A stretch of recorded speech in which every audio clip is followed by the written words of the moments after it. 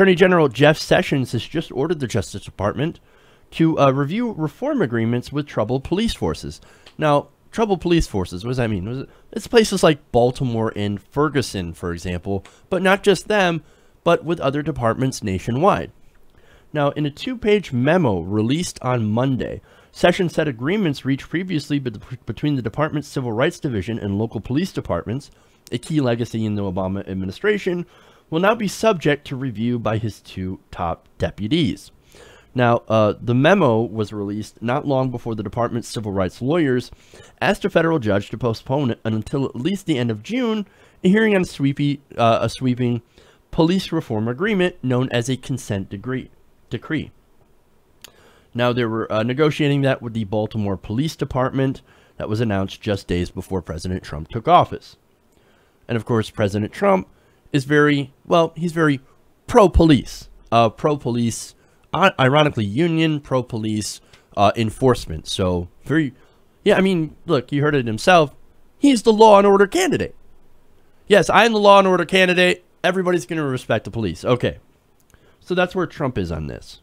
And Jeff Sessions, obviously not very far behind. Now, the Attorney General and the new leadership in the department are actively developing strategies, and I'm reading from the memo, to support the thousands of law enforcement agencies across the country that seek to prevent crime and protect the public. Justice officials said in their filing, the department is working to ensure that those initiatives effectively dovetail with robust enforcement of federal laws designed to preserve and protect civil rights. So again, this is following their very, very pro-cop, pro-police position. Well, okay, but when you say pro-police, it makes you think that there's an anti-police side. There's actually not. We're all kind of pro-police, but we're not pro-police state. We're not pro-police brutality. We're anti all of those things.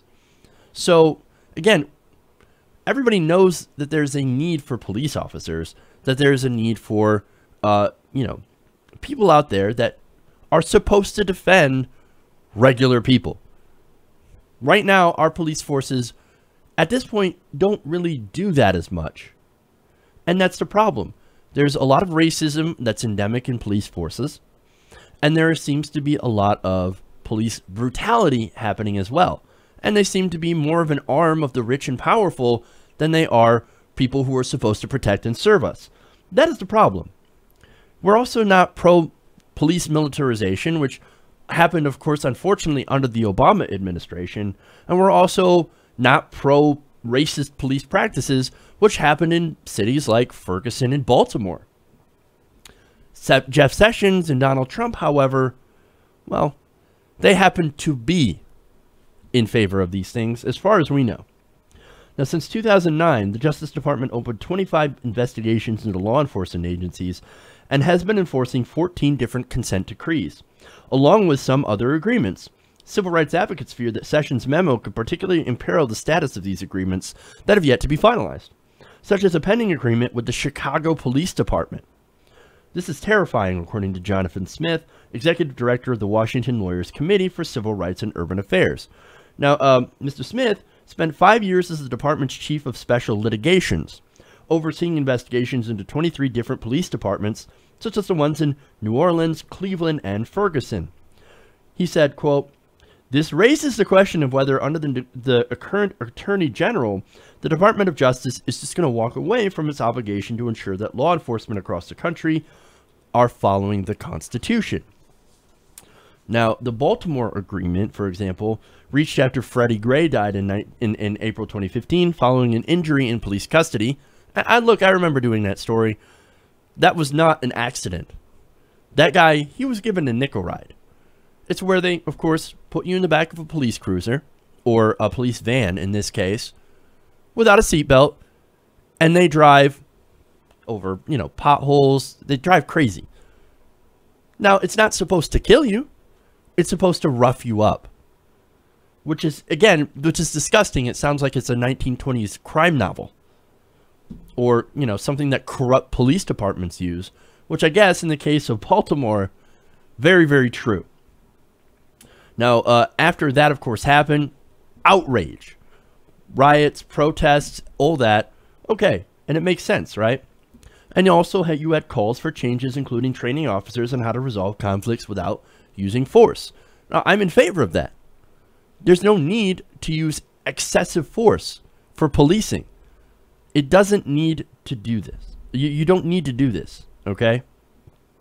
Now, the Justice Department had asked for 90 additional days to assess whether the agreement fits with the directives of the President and the Attorney General, according to the filing Monday evening in the U.S. District Court in the District of Maryland.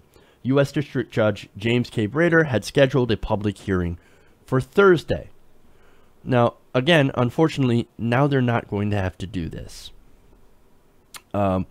Officials who negotiated this agreement had criticized this move, including Vanita Gupta, former head of the Civil Rights Division under President Barack Obama.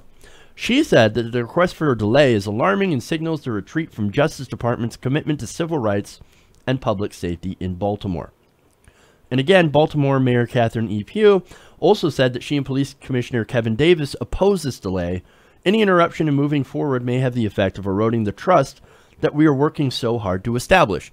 And look, this department, Baltimore was especially bad.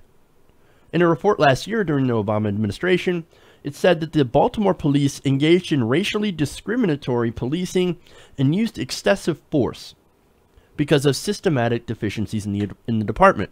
Now, you know my whole take on this. These police need to get retrained. The bad cops need to go. Good cops, you got to retrain them. When every problem looks like a nail, you become a hammer. And that's essentially what we've turned policing into. Everything's all about, you got to be afraid, okay? You got to be afraid. You got to pull the trigger whenever anything happens. If they reach for their belt, you got to pull the trigger immediately. They reach for anything. If they don't follow instruction, do what, immediately escalate to force. I believe in de-escalation. I believe that police are there to do a service, right? And so what police need to be doing is remembering what they're actually there for, to protect and serve. And so when you're a cop, you agree to take certain risks, just like you do with any other job. Okay, for example, if you're a construction worker, you take the risk of falling off a high-rise. I know it's a terrible analogy. It probably is not even a great analogy at all. But I think you take certain risks. When you're a police officer, you know what that job entails. You might not come home that night. But you do that to protect your fellow citizen. And unfortunately, right now, we're training the police the opposite, to take absolutely no risk with themselves. And if anything even appears remotely risky, draw your weapon and be prepared to kill. I don't like that. That is not a good system. That is an unsustainable system. And of course, when you also have racist policing, like we've seen, of course, in Ferguson and in Baltimore, well, that creates a lot of different problems. Now, again, in this report, federal investigators wrote the police in Baltimore, driven by a legacy of zero-tolerance enforcement, conducted stop searches and arrests that violated the constitutional rights of the mostly African-American community. And look, in Ferguson, there was another report that found that the Ferguson police officer, the police department, they would actually basically target African Americans with fines and arrests and civil forfeiture in order to basically boost their own coffers. They were using that community as a piggy bank in order to get more money, to extract more from people who don't already have that much. And this has been happening all over the country.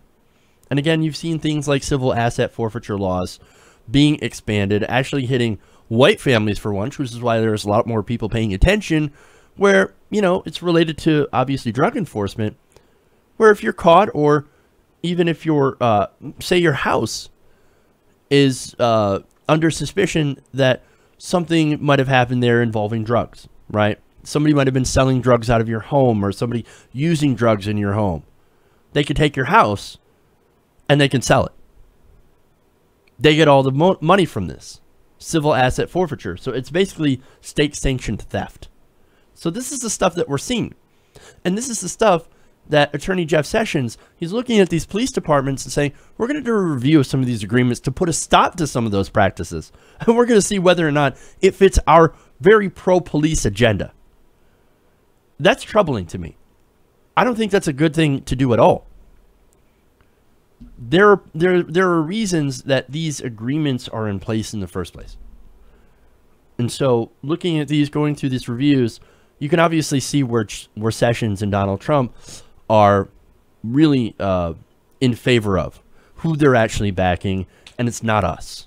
Hey everybody, thanks for watching this video. If you want to see more like this, please hit the subscribe button below.